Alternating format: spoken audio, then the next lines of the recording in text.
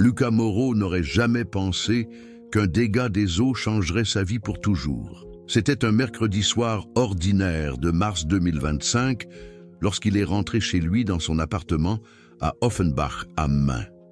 Il partageait le petit 2 pièces depuis 8 mois avec son partenaire Julien Charpentier, un employé de banque de 29 ans, travaillant à la Deutsche Bank à Francfort. Lucas lui-même travaillait comme graphiste pour une agence de publicité de taille moyenne et passait la plupart de ses journées en télétravail. Ce soir-là, il remarqua une tache sombre au plafond au-dessus du lit.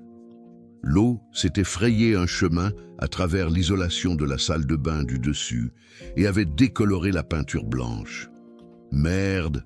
marmonna Lucas, et il alla immédiatement chercher une échelle à la cave. Il devait documenter les dégâts avant de contacter le propriétaire. Son smartphone à la main, il grimpa et commença à prendre des photos de la zone endommagée. En se rapprochant pour vérifier l'humidité, il remarqua quelque chose d'étrange. Entre 2 panneaux de plafond, parfaitement camouflés dans l'ouverture de ventilation, quelque chose de noir brillait. C'était trop symétrique, trop précis pour être de la moisissure ou un défaut naturel. Lucas tendit la main et toucha prudemment l'objet. Il était dur, lisse et froid, définitivement pas une partie de l'équipement d'origine de la pièce. D'une légère pression, il retira le couvercle de l'ouverture de ventilation. Ce qui apparut derrière lui fit manquer un battement à son cœur. Une petite mais ultra-moderne caméra sténopée pinhole, à peine plus grande qu'une pile bouton, avec une minuscule lumière LED rouge clignotant dans le noir. Lucas descendit de l'échelle si vite qu'il faillit perdre l'équilibre. Ses mains tremblaient en examinant l'appareil de plus près. Il était installé de manière professionnelle avec de minces câbles qui s'enfonçaient profondément dans le plafond. Quiconque avait placé cette caméra savait exactement ce qu'il faisait. La première question qui lui vint à l'esprit ne fut pas « qui ?», mais « depuis combien de temps ?» Depuis combien de temps était-il filmé dans sa propre chambre? Combien de moments intimes, de conversations privées, de routines quotidiennes avaient été enregistrés à son insu? Lucas se força à rester rationnel. Il ne devait pas retirer la caméra immédiatement. Cela alerterait celui qui l'avait installé. Au lieu de cela, il photographia l'appareil sous plusieurs angles et commença à fouiller systématiquement le reste de la pièce. Il ne lui fallut pas 10 minutes pour trouver la deuxième caméra. Celle-ci était cachée dans un cadre photo décoratif sur le mur, juste en face du coin bureau où Lucas travaillait quotidiennement sur ses projets graphiques. La lentille était si habilement placée derrière un petit trou dans le passe-partout qu'on ne la remarquerait jamais si on ne la cherchait pas spécifiquement. 2 caméras, toutes 2 parfaitement positionnées pour couvrir chaque angle de la pièce. Lucas s'assit sur le lit, sentant son estomac se nouer. Ce n'était pas une coïncidence. Ce n'était pas la paranoïa d'un voisin méfiant ou une astuce idiote de cambrioleur. C'était systématique. C'était personnel. Et puis vint la pensée la plus terrifiante de toutes. Julien avait insisté il y a 3 mois pour redécorer la chambre. Il avait acheté de nouveaux cadres photos, réorganisé les meubles et même fait venir un électricien qui était censé optimiser l'éclairage. Lucas était en voyage d'affaires à Munich à ce moment-là. « Non », murmura Lucas pour lui-même. « Ce n'est pas possible. C'est impossible. » Mais plus il y pensait, plus les pièces du puzzle s'assemblaient. L'insistance soudaine de Julien à faire la rénovation seul, la façon dont il avait convaincu Lucas que ce serait une surprise, les questions étranges des dernières semaines. « Qu'est-ce que tu fais en ce moment ? À qui parles-tu au téléphone ? Pourquoi travailles-tu si tard aujourd'hui ?» Lucas se leva et alla vers son ordinateur portable. Il devait découvrir où ses caméras envoyaient leurs enregistrements. Les doigts tremblants, il ouvrit un terminal et commença à scanner le réseau Wi-Fi de l'appartement.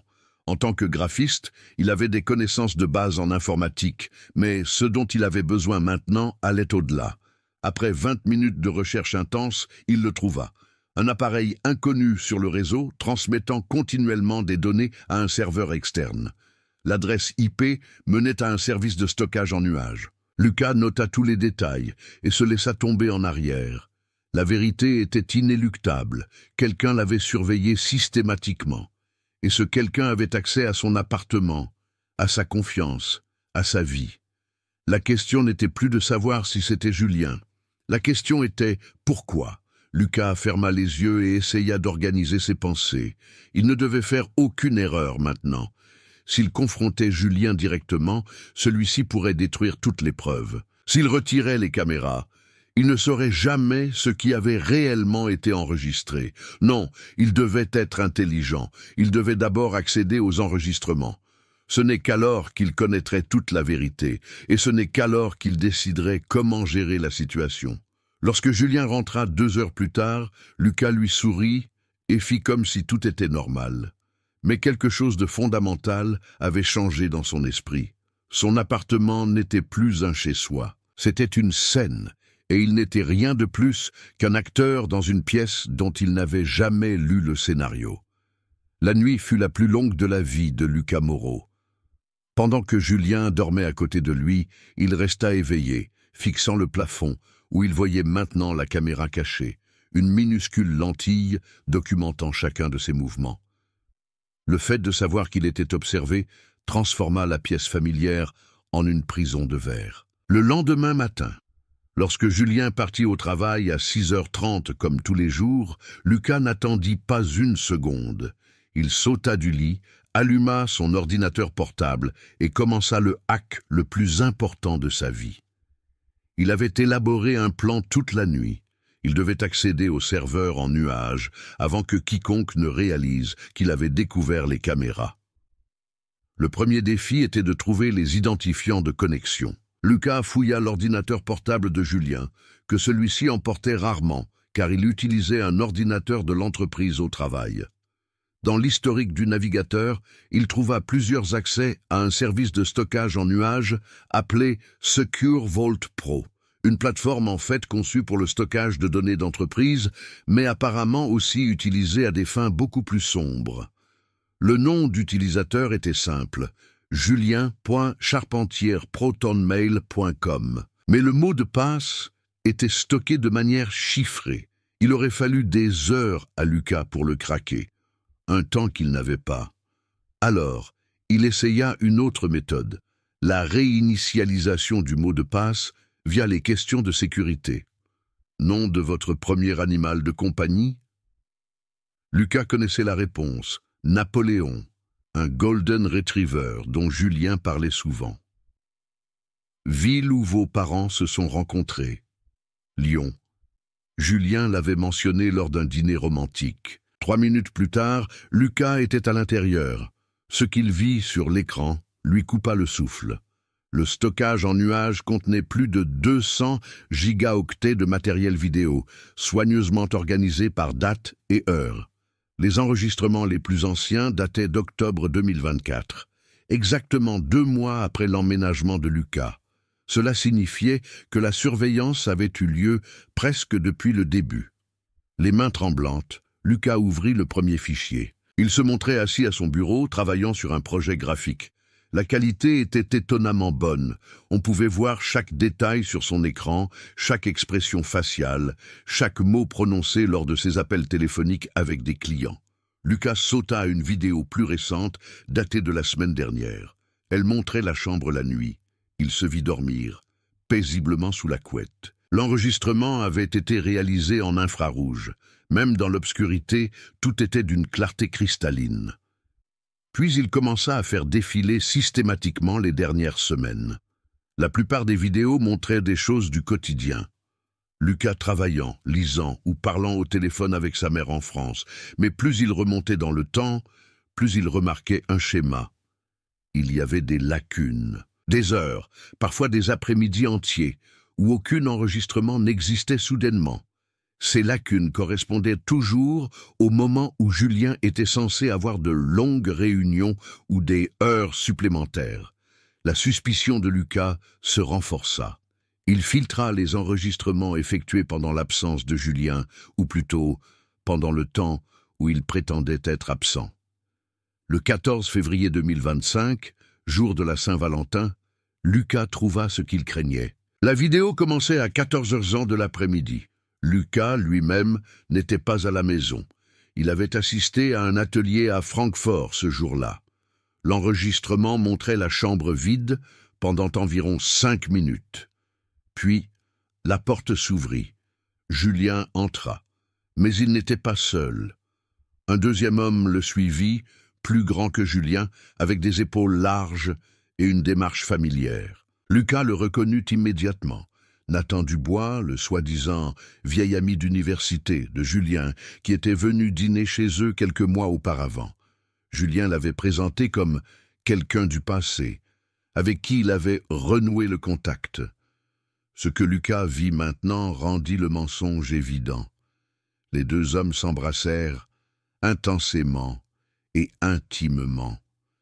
Ce n'était pas le baiser de deux personnes qui venaient de se retrouver. C'était le baiser d'un couple qui se voyait régulièrement, qui était habitué à l'intimité, qui partageait des secrets. Le doigt de Lucas plana sur le bouton de pause, mais il se força à continuer de regarder. La vidéo se poursuivit pendant 10 minutes, et ce qui se passa ensuite brisa quelque chose à l'intérieur de Lucas. Après un moment, Nathan se sépara de Julien, se tourna directement vers la caméra cachée et sourit. Ce n'était pas un hasard. Il savait exactement où se trouvait la lentille. Nathan leva la main et articula silencieusement 3 mots que Lucas n'oublierait jamais. Il ne sait rien. Puis il rit, et Julien rit avec lui. Lucas referma brusquement l'ordinateur portable et recula en trébuchant comme s'il avait été frappé. Les nausées vinrent par vagues. Ce n'était pas seulement une tromperie, ce n'était pas seulement de la surveillance, c'était de la moquerie, c'était de l'humiliation. C'était la forme de mépris la plus cruelle. Non seulement ils avaient une liaison derrière son dos, mais ils l'avaient aussi filmé tout en se moquant de lui. Lucas s'effondra sur le sol, pressant ses mains contre ses tempes. Ses pensées s'emballaient. Depuis combien de temps cela durait-il? Qui était vraiment Nathan? Et surtout, que devait-il faire maintenant? Il ne devait pas réagir émotionnellement. Il devait rester rationnel, sécuriser les preuves, tout documenter. Il rouvrit l'ordinateur portable et commença à télécharger les vidéos les plus importantes et à les enregistrer sur une clé USB chiffrée. Pendant que les fichiers se copiaient, Lucas continua à faire défiler les enregistrements. Il trouva une autre vidéo de Nathan et Julien, cette fois avec l'audio. Leur conversation était banale. Petite discussion sur le travail, plan pour le week-end. Mais Nathan dit alors quelque chose qui fit figer Lucas. « Combien de temps vas-tu continuer comme ça? Vivre dans l'appartement avec lui ?» Julien hésita. « Encore quelques mois. J'ai besoin de ces loyers jusqu'à ce que j'ai assez économisé. En plus, c'est amusant, non? Le secret ?» Nathan rit. « Tu es terrible. Mais oui, c'est amusant. » Lucas arrêta la vidéo. Il en avait assez vu. Plus qu'assez. Il n'avait pas seulement été trompé. Il avait été utilisé. Sa confiance, son amour, ses loyers, tout faisait partie d'un jeu cynique où il n'avait jamais eu sa chance. Une fois les téléchargements terminés, Lucas mit la clé USB dans son sac et quitta l'appartement. Il avait besoin de distance. Il avait besoin de quelqu'un en qui il pouvait avoir confiance. Il n'y avait qu'une seule personne qui pouvait l'aider maintenant, sa meilleure amie Léa Lefebvre, une avocate à Francfort spécialisée en droit pénal et de la vie privée. Il devait savoir si ce que Julien avait fait n'était pas seulement moralement répréhensible, mais aussi illégal. Et puis il devait décider jusqu'où il était prêt à aller pour obtenir justice. Léa Lefebvre était assise dans son bureau minimaliste dans le quartier bancaire de Francfort, fixant la clé USB que Lucas venait de lui remettre. Elle était l'une des avocates les plus pointues de la ville, connue pour ne pas mâcher ses mots. Alors qu'elle regardait la première vidéo, son visage se tordit dans une expression mêlant colère et horreur professionnelle. « C'est illégal !» dit-elle sans détour. La vidéosurveillance secrète dans des espaces privés sans le consentement de toutes les personnes filmées est une violation du paragraphe 201A du Code pénal allemand. Ce n'est pas une zone grise, Lucas. C'est un délit pénal. Lucas hocha la tête en silence. Il n'avait pas dormi de la nuit. et l'épuisement était gravé sur son visage. « Que puis-je faire ?» Léa se pencha en arrière. « Tu vas à la police, immédiatement. Mais avant, nous devons en savoir plus sur ce Nathan Dubois. Si Julien l'a présenté comme un vieil ami d'université, soit il ment, soit il y a plus à découvrir. » Elle ouvrit son ordinateur portable et commença à faire des recherches. Nathan Dubois n'était pas difficile à trouver. Il avait un profil Instagram public avec plus de 3000 abonnés. Les photos montraient un homme sûr de lui, d'une trentaine d'années, qui travaillait comme entraîneur personnel dans un club de fitness haut de gamme à Francfort. Ses publications étaient un mélange de vidéos d'entraînement, de conseils nutritionnels et de selfies mises en scène professionnellement. « Intéressant », murmura Léa en faisant défiler plus loin. « Il tague souvent un lieu précis, Iron Temple Gym, Bockenheim. C'est à seulement 10 minutes de ton appartement. » Lucas se pencha en avant. Cela signifie qu'il était proche tout le temps. Pas seulement cela. Léa cliqua sur une photo plus ancienne de septembre 2024. Elle montrait Nathan et Julien ensemble lors d'un événement d'entreprise de la Deutsche Bank. La légende disait « le networking bien fait ». Quelqu'un avait commenté en dessous « vous êtes inséparables ». Julien avait répondu avec un emoji cœur. Lucas sentit son estomac se serrer. Septembre 2024, c'était avant que je n'emménage. Exactement. Léa fit une capture d'écran. Cela signifie que leur relation existait déjà avant que tu n'entres dans sa vie. Tu n'as jamais été le partenaire, Lucas. Tu étais la couverture. Les mots firent l'effet d'un coup de poing. Lucas avait imaginé de nombreux scénarios. Julien tombant amoureux de nouveau. Julien faisant preuve de faiblesse. Julien commettant une erreur. Mais la vérité était bien pire. Depuis le début, il n'avait jamais joué un rôle dans la vraie vie de Julien. Il avait été un accessoire, une façade derrière laquelle la vraie relation se cachait. « Pourquoi ?» murmura Lucas. « Pourquoi toute cette mise en scène ?» Léa hésita. Il pourrait y avoir de nombreuses raisons. Sécurité financière, tu paies le loyer, acceptation sociale. Peut-être que les parents de Julien sont conservateurs, ou... Elle marqua une pause. Ou quoi? Ou c'était un jeu. Certaines personnes font cela par ennui, par le frisson de la tromperie. Cela ne le rend pas moins malade, mais cela explique le comportement. Lucas se leva et se dirigea vers la fenêtre. Dehors, Francfort pulsait, indifférente à son cauchemar personnel. « Je veux lui parler, à Nathan. » Ce n'est pas une bonne idée. J'ai besoin de réponses, Léa. De quelqu'un qui n'a pas menti pendant des mois. Léa soupira. Si tu dois le faire, documente tout. Enregistre-le sur ton téléphone. S'il dit quelque chose d'incriminant, nous pourrons l'utiliser. 2 heures plus tard, Lucas se tenait devant le Iron Temple Gym à Bockenheim. Le club de fitness était moderne et cher, avec des fenêtres allant du sol au plafond, à travers lesquelles on pouvait voir l'élite s'entraîner. Lucas attendit que Nathan ait terminé sa session actuelle avec un client, puis entra. Nathan le reconnut immédiatement.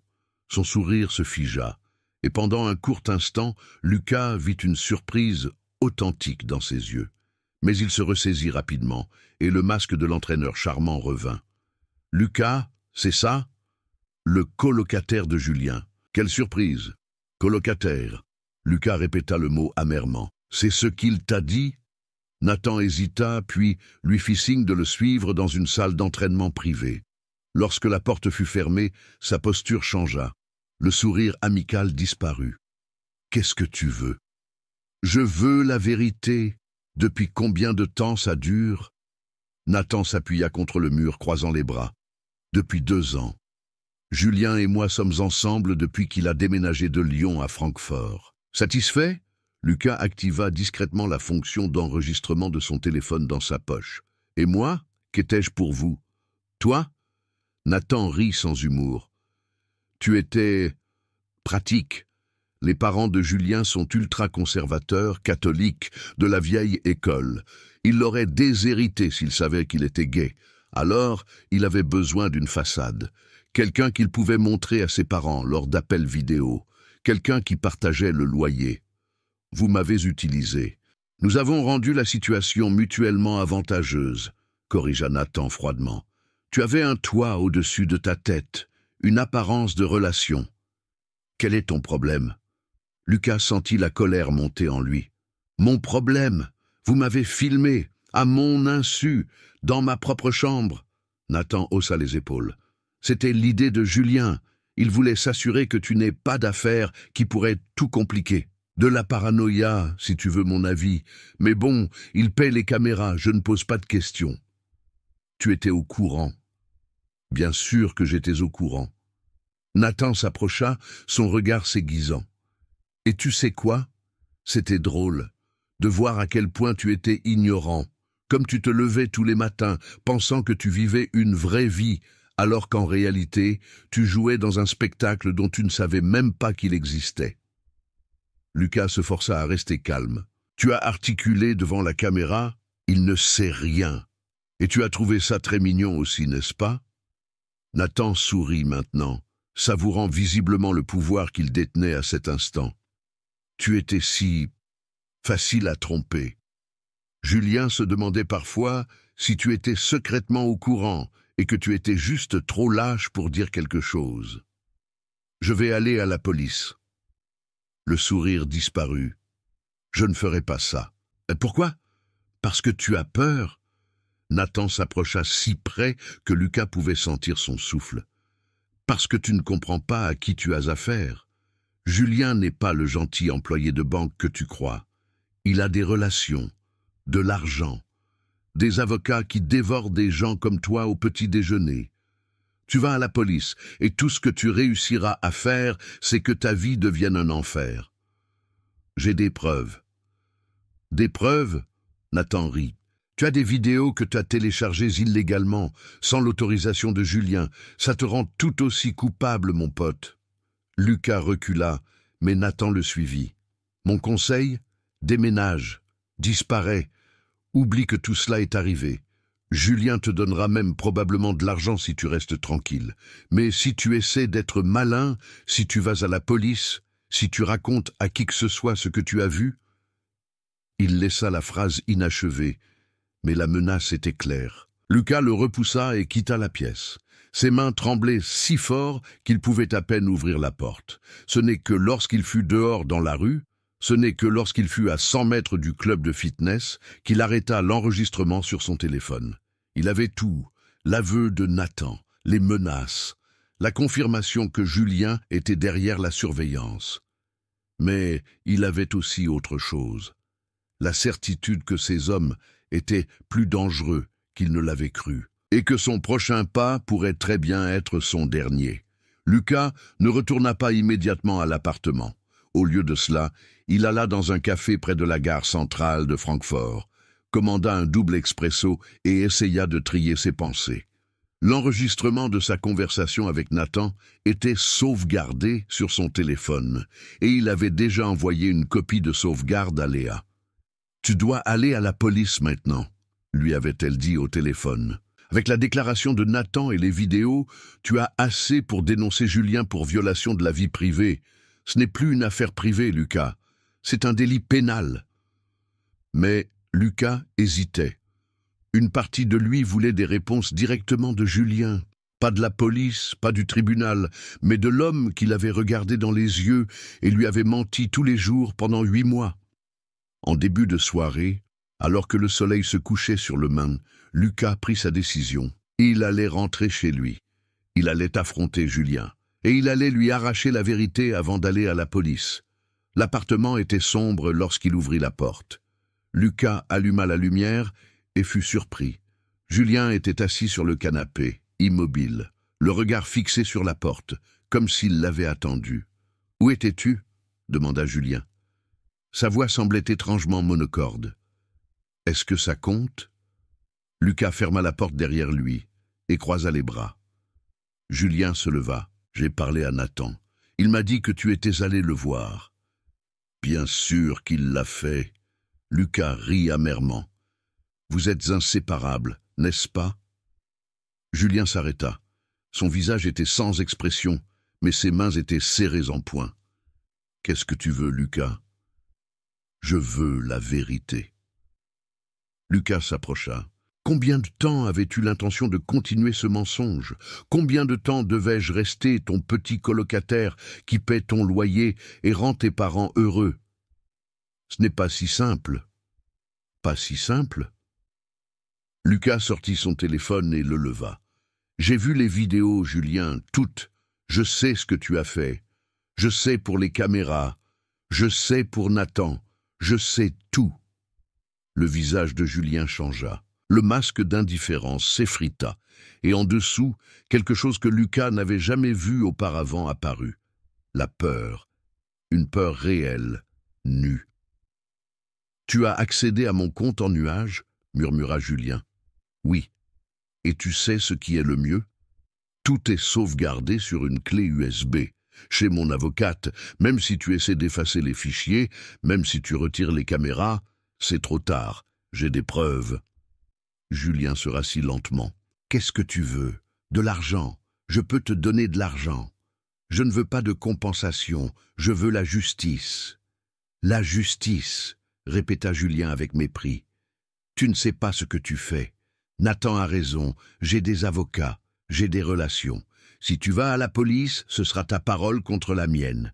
Et tu crois vraiment qu'ils te croiront? J'ai des vidéos, Julien, tes propres vidéos, que tu as téléchargées illégalement. » Julien se releva plus agressivement cette fois. « Cela fait de toi un voleur de données numériques. C'est aussi un délit pénal. » Lucas ne recula pas. « Alors on se verra au tribunal. Tu ne comprends pas. » La voix de Julien devint plus forte, plus désespérée. « Si ça se sait, si mes parents l'apprennent, si mes collègues à la banque l'apprennent, je perds tout. Mon travail, ma famille, ma réputation. Tu m'as espionné pendant des mois, tu m'as utilisé. Qu'en est-il de ma vie privée, de ma confiance? C'était nécessaire. » Julien s'approcha, les yeux écarquillés. « Tu ne comprends pas, mes parents, ils me renieraient s'ils savaient que je suis avec un homme. Le secteur bancaire est conservateur, homophobe. Cela aurait ruiné ma carrière. J'avais besoin de toi comme couverture. » Lucas termina la phrase. « J'étais ta couverture bon marché et stupide. » « Ce n'était pas ça. » Julien attrapa le bras de Lucas, mais celui-ci se dégagea. « Ne me touche pas. »« Lucas, s'il te plaît, on peut trouver une solution. Je te paie ce que tu veux. 10 000 euros. 20 000. Juste, ne va pas à la police. » Lucas le regarda longuement. L'homme devant lui était un étranger. Le Julien charmant et attentionné dont il était tombé amoureux n'avait jamais existé. Cette personne désespérée et manipulatrice, c'était la vérité. « Je vais à la police demain matin, » dit Lucas doucement, « et il n'y a rien que tu puisses faire pour m'en empêcher. Tu le regretteras. »« Non, » dit Lucas, se tournant vers la porte. « La seule chose que je regrette, c'est de t'avoir fait confiance. » Il quitta l'appartement sans se retourner. Derrière lui, il entendit Julien jeter quelque chose contre le mur. Du verre se brisa, mais Lucas continua de marcher. Il passerait la nuit dans un hôtel. Demain, il irait à la police. Et alors Julien subirait enfin les conséquences de ses actes. Mais alors que Lucas marchait dans les rues d'Offenbach par cette froide nuit de mars, il ne savait pas encore que cette confrontation avait déclenché un compte à rebours. Un compte à rebours qui se terminerait par une tragédie que personne n'aurait pu prévoir. Lucas Moreau se réveilla à l'hôtel Mercure de Francfort, désorienté et avec un mal de tête sourd. Il était 7h30 du matin et son téléphone affichait 12 appels manqués de Julien. Il les ignora tous et appela Léa à la place. « Je suis prêt, » dit-il sans salutation. « Je vais à la police aujourd'hui. »« Bien. » La voix de Léa semblait soulagée. « Je viens avec toi. On se retrouve à 10h devant la préfecture de police sur l'Addike Salé. » Lucas se doucha, s'habilla et quitta l'hôtel. Les rues étaient animées par les navetteurs qui se rendaient au travail. Tout semblait normal, quotidien. un contraste étrange avec le chaos qui se déroulait dans sa vie. Il lui restait encore 2 heures. Alors il décida d'aller à l'appartement une dernière fois pour récupérer quelques effets personnels. C'était une erreur, comme il le réaliserait plus tard. Mais à ce moment-là, cela lui semblait nécessaire. L'appartement était silencieux lorsqu'il ouvrit la porte. Trop silencieux. « Julien ?» appela Lucas, mais il n'y eut pas de réponse. Soulagé, il se dirigea vers la chambre et commença à emballer des vêtements dans un sac de voyage. Il ne reviendrait jamais ici. Il venait d'emballer son ordinateur portable lorsqu'il entendit un bruit, des pas, lents, prudents. Lucas se retourna et se figea. Ce n'était pas Julien dans l'embrasure de la porte, c'était Nathan Dubois. « Qu'est-ce que tu fais ici ?» demanda Lucas, sa voix un peu trop forte. Nathan ne dit rien. Il entra dans la pièce, et ce n'est qu'alors que Lucas remarqua quelque chose dans sa main droite, une lourde clé à molette, brillant dangereusement sous la lumière du matin. « Nathan, qu'est-ce que... » ?»« Julien m'a appelé. » l'interrompit Nathan. Sa voix était froide, mécanique. « Il m'a dit que tu allais à la police. On ne peut pas permettre ça. » Lucas recula, ses mains se levant instinctivement. « C'est de la folie. Pose ça. Tu aurais dû simplement partir. Pourquoi as-tu dû être si incroyablement têtu? Je n'ai rien fait de mal. » La voix de Lucas tremblait maintenant. « Vous m'avez espionné. Vous avez... » « Je m'en fiche. » Nathan s'approcha. « Julien perd son travail si ça se sait. Sa famille, tout. Et je ne permettrai pas ça. » Lucas essaya de courir vers la porte, mais Nathan fut plus rapide. Il l'attrapa par le bras et le tira en arrière. Il y eut une brève lutte. Lucas lui donna des coups de pied, essaya de se dégager, mais Nathan était plus fort, entraîné, et la clé à molette dans sa main devint une arme mortelle. Le premier coup frappa Lucas à la tempe. La lumière explosa derrière ses yeux, et il chancela. Le deuxième coup vint plus vite, plus fort. Lucas tomba au sol, sa vision se brouillant. « Je suis désolé », entendit-il Nathan dire, mais les mots semblaient lointains, comme filtrés par l'eau. Ça n'aurait pas dû se passer comme ça. Puis, tout devint noir. Lorsque Lucas se réveilla, quelques secondes, quelques minutes, plus tard, il était allongé sur le dos. Sa tête bourdonnait et du sang chaud coulait sur son visage. Il essaya de se lever, mais son corps n'obéissait pas. À travers des yeux flous, il vit Nathan debout au-dessus de lui, le téléphone à l'oreille. « Oui, je suis avec lui », dit Nathan dans le téléphone. Une pause. « Non. Il est encore conscient, mais... »« Oui, je sais. Je vais le faire. » « Nathan. » La voix de Lucas n'était plus qu'un faible râle. « S'il te plaît. » Nathan mit fin à l'appel et s'agenouilla à côté de lui. Julien dit qu'il est désolé, mais c'est la seule solution. « Tu ne peux pas faire ça. Je peux, et je le ferai. » Nathan attrapa les bras de Lucas et commença à le traîner vers la salle de bain. Lucas essaya de se débattre, mais son corps ne réagissait plus correctement. Tout était engourdi, lent, irréel. La salle de bain était petite et carrelée. Nathan ouvrit le robinet de la baignoire, le bruit de l'eau couvrant les faibles protestations de Lucas. Lorsque la baignoire fut pleine, Nathan le souleva, entièrement habillé, et le plaça à l'intérieur. « Non !» Lucas toussa, de l'eau entrant dans sa bouche. « S'il te plaît, ne fais pas ça. »« Dors juste », murmura Nathan. « Ce sera rapide. » Puis, il enfonça la tête de Lucas sous l'eau.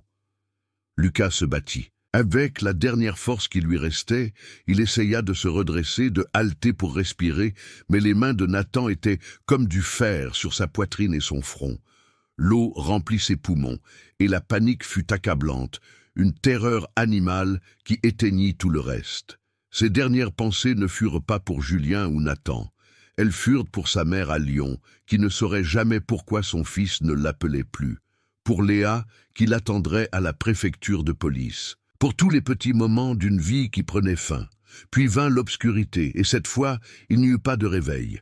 Nathan attendit 5 minutes pour être sûr, puis il retira ses mains, les essuya avec une serviette et quitta la salle de bain. Il lava la clé à molette dans le lavabo, la rangea dans son sac à dos et regarda autour de l'appartement. Tout devait ressembler à un accident. Une chute, peut-être. Une chute tragique et malheureuse. Il réorganisa les objets dans la salle de bain, en laissant tomber quelques-uns par terre, comme si Lucas avait essayé de s'y agripper. Puis, il quitta l'appartement par l'entrée arrière, que peu de résidents utilisaient. Une fois dehors, Nathan prit une profonde inspiration. Ses mains tremblaient, mais il se força à rester calme. Il appela Julien. « C'est fait. » Silence à l'autre bout de la ligne. Puis doucement. « Tu es sûr ?»« Oui, ça ressemble à un accident. »« Bien, une autre pause. On ne se verra pas aujourd'hui. » « Compris ?» Nathan mit fin à l'appel et jeta la carte SIM prépayée dans une poubelle. Puis, il retourna à sa vie normale comme si rien ne s'était passé. Mais dans l'appartement à Offenbach, Lucas Moreau gisait sans vie dans une baignoire, sa vie éteinte par deux hommes qui voulaient protéger leur secret à tout prix. L'horloge indiquait 9h47. Dans 13 minutes, Léa Lefebvre attendrait à la préfecture de police quelqu'un qui n'arriverait jamais. À 10h15, Léa Lefebvre se tenait nerveusement devant la préfecture de police sur l'Adik-Sali. Elle appela Lucas pour la 5e fois, mais elle tombait sur la messagerie vocale. Un sentiment de malaise se répandit dans sa poitrine. À 10h45, elle se rendit en voiture à l'appartement à Offenbach. Elle avait une clé. Lucas la lui avait donnée la veille, au cas où quelque chose arriverait. Juste par sécurité, avait-il dit. La porte était déverrouillée, le premier signe d'alarme. Lucas,